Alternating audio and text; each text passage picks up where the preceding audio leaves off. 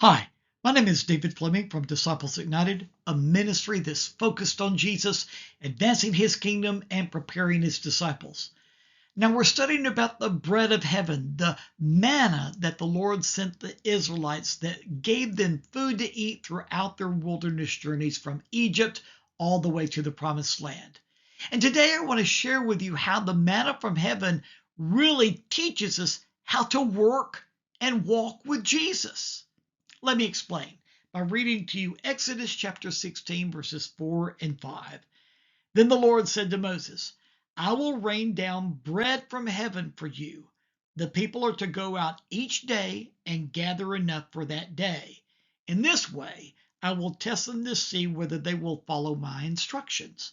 On the sixth day, they are to prepare what they bring in, and that is to be twice as much as they gather on the other days.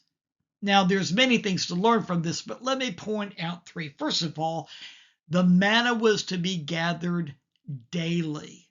What have we learned about this? Well, we need to meet with Jesus every single day. He is our spiritual sustenance. You know, if I go without food for a day, I get hungry. But what about my spiritual well-being? If I don't spend time with Jesus every single day, there's something that starts going wrong in my heart. I need to feed my heart. I need to feed my spirit, spiritual sustenance, which is Jesus himself. The Lord was telling the Israelites, you need to go out early every morning and gather the manna so that you can prepare it and eat it. And that's just what we need to do every day. In order to start our day out right, we need to meet with Jesus. And that's the second lesson.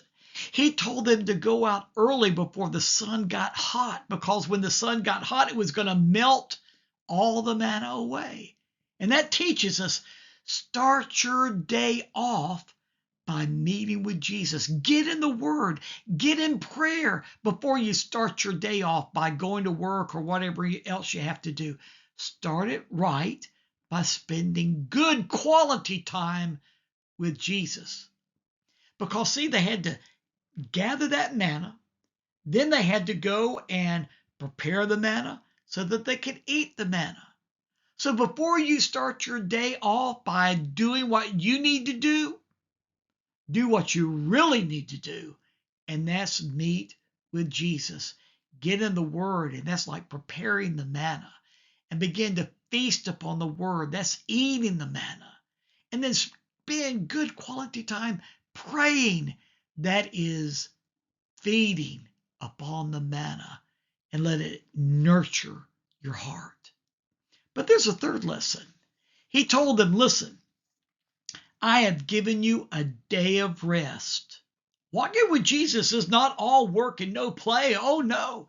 He gave them a day of rest. So he said, on the day before the Sabbath, I want you to gather twice as much, because that is going to be food for the day before the Sabbath and then the Sabbath. And you know, Jesus is telling us here, listen, I want you to give yourself good quality rest. It's not all work, but you've also got to take care of yourself and give yourself rest.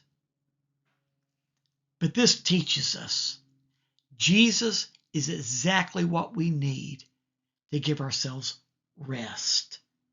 Jesus said, all you who are weary and burdened, come unto me, and I will give you rest.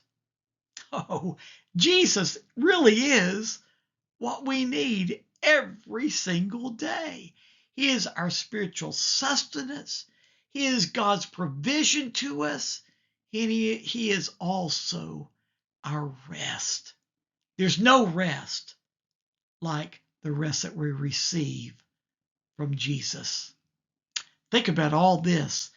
A lesson that the Lord was teaching the Israelites hundreds of years before Jesus came as a human being and revealed the real deal. He said, I am the bread from heaven. But there's more lessons to learn about the bread of heaven, so join with me tomorrow and we'll learn another lesson about the manna, the bread of heaven. I'll see you tomorrow.